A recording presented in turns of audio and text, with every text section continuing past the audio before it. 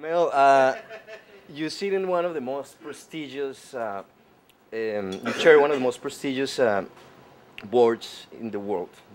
No, no, no, I'm sorry, you sit in the board of the, yeah, you're serving the board of the Coca-Cola company. How do you get elected for that? Well, I don't know. Well, I actually was recruited through, a professional recruitment firm. And I got a call one day. I was very busy, and I got a call from this very famous recruiting firm called Heidrick and Struggles, and they said, we want to talk to you about a board. And I said, look, I'm 150% committed. I don't even want to have a conversation. Thank you very honored. Thank you very much. No thanks. And he said, no, no, no, but you have to talk to us because this is not just any board, it's the Coca-Cola board. So I thought, oh, okay, maybe I should think about this.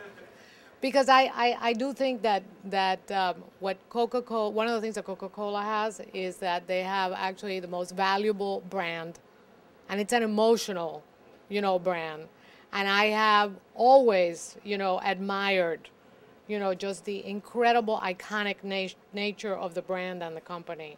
So I was very honored when I actually went for the interviews and they asked me to serve on the board.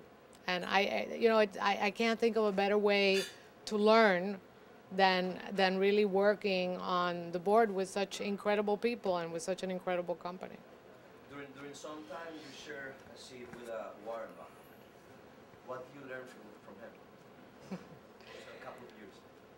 Yeah. Well, Warren is a very special guy. He's really very shy, although you would never know it.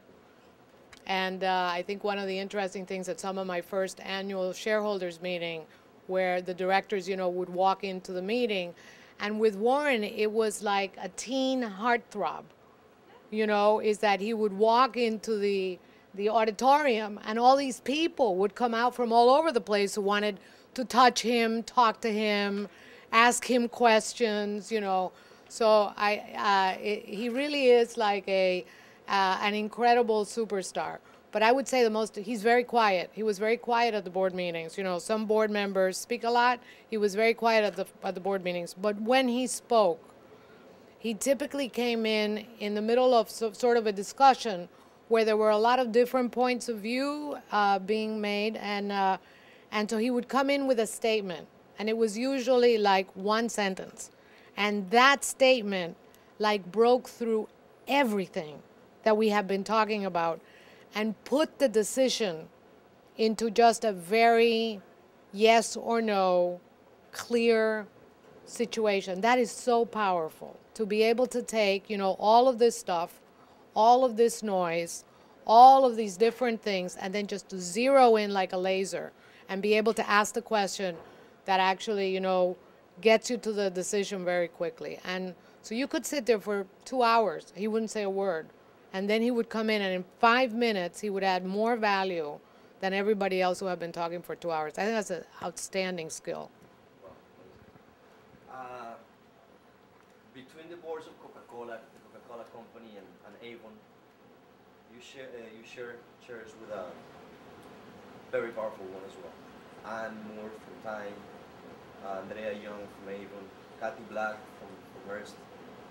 What would you say you have in common as a group of very successful women in corporate America? They're all great women. Andrea, who's the CEO of Avon, is, spectacular, iconic.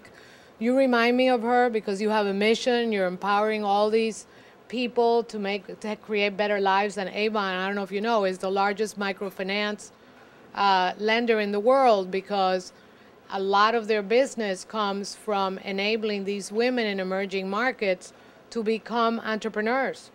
And so we have 6 million women out there who are making a living selling Avon.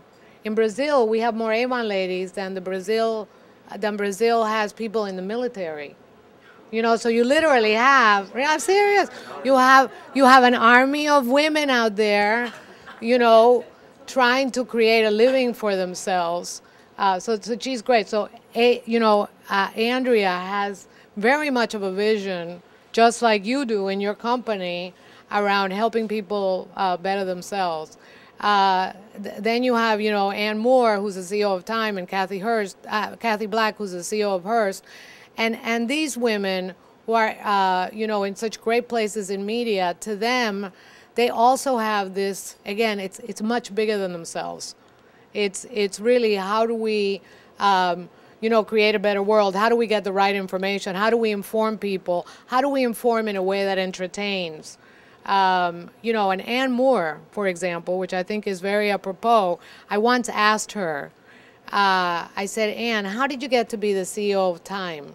You know, what was it in your career that was the big change? And a little bit like you, okay? She was the editor for Sports Illustrated. And, you know, and she was a woman. And most of the people reading Sports Illustrated were men. But then she started realizing that in a lot of the magazines, you know, and the advertisers, the ones that were really doing all the shopping were women. So what she did was she started to change the advertising so that it appealed to women, and the sales of the advertisers really went up. And she said the single, and you should ask her, not me, but she told me the single biggest thing that made her successful was really understanding that what you had to do with the advertisers was sell to women, because women were the buyers. And that's actually what transformed her career. And as you know, Time is the largest publisher of magazines in the world.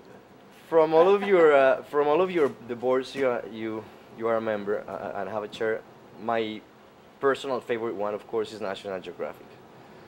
How was the process of making a non-for-profit like National Geographic to become a media leader, taking market share from companies for profit like Discovery Channel, for example? So the interesting thing about National Geographic is that National Geographic is a not-for-profit that has inside it a for-profit enterprise, which is really the magazine. It's all the media properties, right? So the interesting thing is that the not-for-profit creates the content. So if you're funding explorers, you know, to figure out what's going on in the Arctic, that's really to create, and the mission of National Geographic is to inspire people to care about the planet.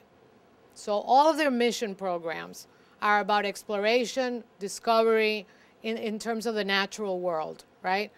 But then that content can be used and disseminated in many different ways, which are commercial. And so you have this very interesting situation where the commercial piece funds all of this exploration. And I think that's what is so fabulous, is that the exploration, if you would, can be very pure, because the mission of the society is a pure mission, right? But then you can use the content to be able to actually create a commercial value, which then funds the exploration again. The most interesting thing for me, and I am absolutely a newbie in terms of media, and I'm sitting here with media powerhouses, but is the transformation that's going on in your industry.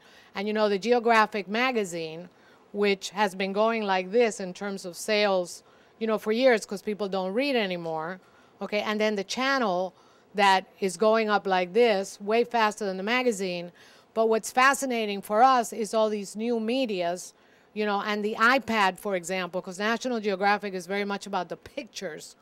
So the Kindle did not allow us to put our pictures out there, but the resolution in the iPad, I think, has the potential to actually transform, you know, all of this content that is so visual, which hopefully will get people reading again, because I worry that we're not reading, you know, enough. And so I think the ability to get the magazine out through the iPad with those wonderful pictures, I think can really completely transform, you know, media again. I hope so. My friends Ann Moore and Kathy Black are both, you know, very enthusiastic for their magazines in terms of the iPad. I don't want to make it a commercial for Apple, but I do think it's a spectacular thing.